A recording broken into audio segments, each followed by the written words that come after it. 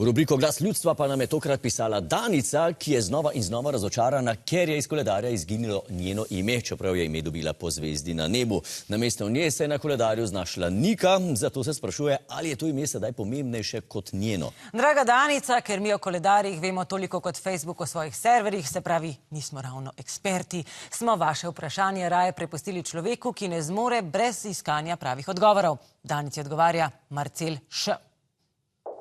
Spoštovana gospa predsednica, gospa ministrica, gospa Danica, jaz se ponovno pozdravljam, kaj ti vrnil sem se v svoj stari termin, le da ima oddaja zdaj novo ime in je za razliko od prejšnje za polovico krajša, ampak brez skrbi, vsebine kljub polovičnemu času ni nič manj, kaj ti jaz sem se navadil govoriti dvakrat hitrej.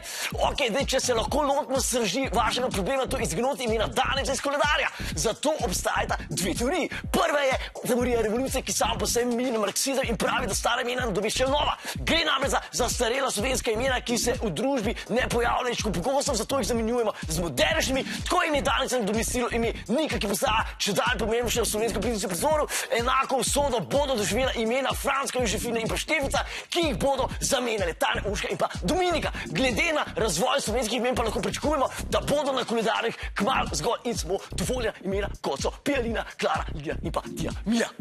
Ja, ampak druga polovica pa je teorija politične zarote, ki pravi, da trenutno vladajoča levica jih seznama odstranjuje desničarska imena, kar pa lahko takoj ovržemo, se je v televizijske sporedje se ravno v času vladavine levice vrnilo ime Marcel. Gre za ime, ki ga slovenska desnica dobro pozna, kajti sveti Marcel je bil papež v času Dioklecijanov. Povratek tega imena v televizijske sporedje torej pomeni, da je levica kljub absolutni večini brez politične moči in je kot taka obsojena na propad. Okej, draga Danica, resnica je torej v tem samo ena in to je, da se svet spremeni, vi pa vabljeni, da me zopet pogledate, spremljate na istem programu, v istem času, v istem kanalu in pa seveda dvakrat v izvršnem tempu. Živ, hvala Dio.